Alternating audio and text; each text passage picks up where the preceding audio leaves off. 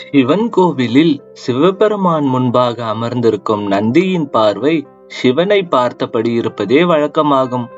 அவ்வாறு இருக்கையில் நந்தி எவ்வாறு இரட்டை பார்வை பார்க்கிறது? அப்படி இரட்டை பார்வை பார்க்கும் நந்தி எங்கே இருக்கிறது? எதற்காக அவ்வாறு உள்ளது என்று அறிந்திடுவோம் வாருங்கள். நாகப்பட்டினத்தில் உள்ள அருள்மிகு காயா ரோகணேஸ்வரர் கோயிலில்தான் இரட்டை பார்வை பார்க்கும் நந்தி உள்ளது.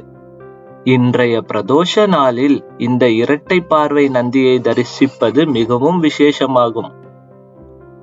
நாகப்பட்டினத்தில் வீற்றிருக்கும் அன்னை அங்குள்ள கடல் போன்று அனைவருக்கும் தனது அருளை வாரி அருள்பவராக இருக்கின்றாள். அதை உணர்த்தும் விதமாகவே அவளது கண்கள் கடலை போன்றே நீல நிறமாக இருக்கிறது. அதனாலே நீலாயதாட்சி என்று அழைக்கப்படுகிறார். தனி கொடிமரத்துடன் கூடிய சந்நிதியில் இருக்கிற அன்னை இத்தலத்தில் திருமண பருவத்திற்கு முந்தைய யவ்வன பருவ கோலத்தில் காட்சி தருகிறாள். மேலும் அன்னை இத்தலத்தில் இறைவனை குறித்து தவம் செய்தபோது கன்னியாக இருப்பதால் பாதுகாப்பிற்காக நந்தி தேவரை சிவபெருமான் அனுப்பினார்.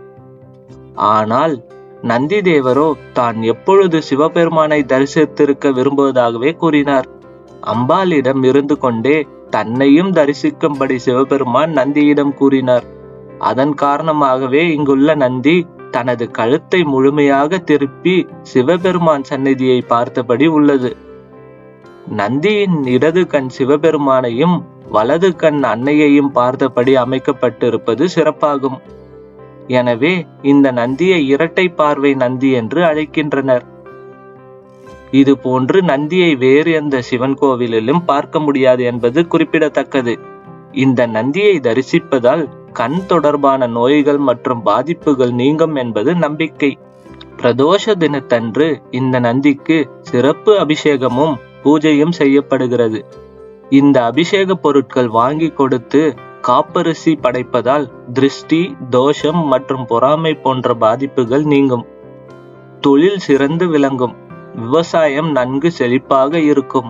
மேலும் இந்த நந்திக்கு அருகம்புல் மாலை வாங்கி சாற்றினால் திருமண தடை நீங்குவதாக மக்கள் நம்பிக்கை அடைகின்றனர். அதேபோல் குழந்தை இல்லாதவர்களுக்கு விரைவில் குழந்தை பாக்கியமும் கிடைப்பதாக கூறுகின்றனர்.